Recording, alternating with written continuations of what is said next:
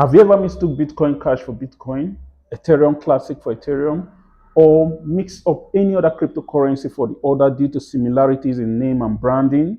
Before we go further, kindly note that this video is purely for informative and knowledge sharing purpose and does not constitute a legal or any other form of professional advice. For proper professional advice, consult your lawyer or relevant professional. When a company or business fails to protect its brand, it does not just place itself at the risk of losing business and reputation, but also places its customers and users at the risk of procuring substandard goods and services as well as losing value.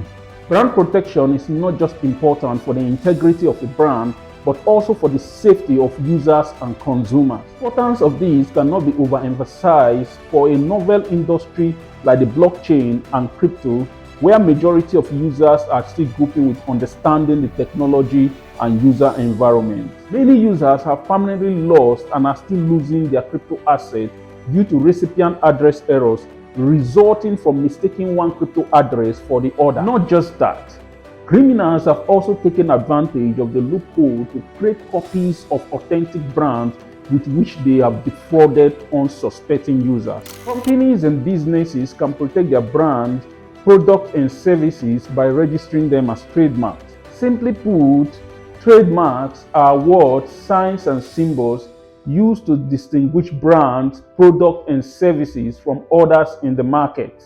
In Nigeria, the Minister for Trade, Investment and Industry is responsible for the regulation of trademarks, while the registrar is responsible for registration. The Trademark Act, which is the primary statute governing trademark in the country, stipulates that only registered trademarks can be statutorily protected within the country. However, this does not prejudice the right of owners of unregistered trademarks from suing for passing off in common law.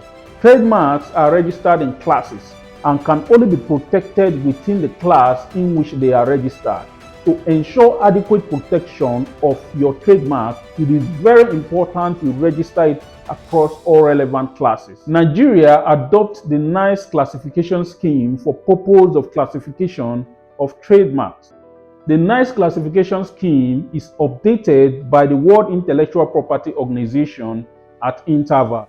The latest update came into effect on the 1st of January 2023. This update modifies Class 9 to include cryptocurrencies, cryptographic skills, NFTs, and e-wallet. The import of this is that any cryptocurrency business or company can register its brand, product, or services as trademarks. Basically, trademarks are only protected within the jurisdiction in which they are registered. However, with the emergence of different international treaties to the effect, proprietors of trademarks from one member state can apply for the protection of their trademarks in other member states.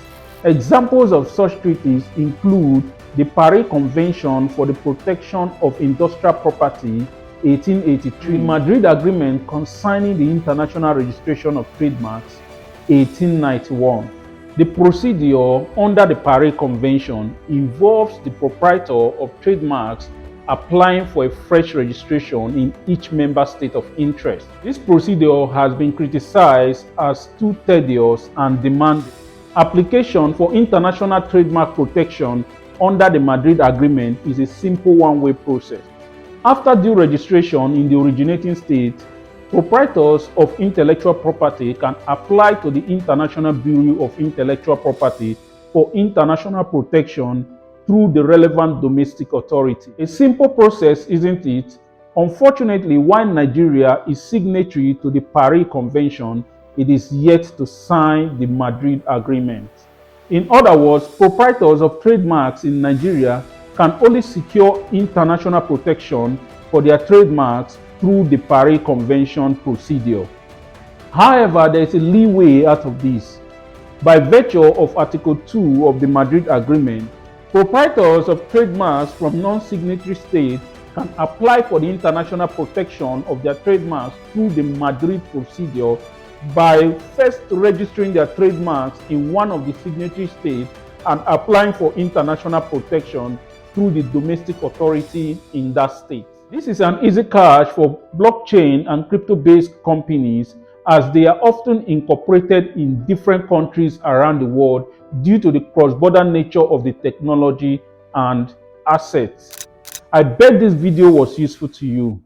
Kindly interact with it by liking and commenting, as this will trigger the YouTube algorithm to suggest it to others who might find it useful. Thank you for following up to this point. See you in the next video. Bye.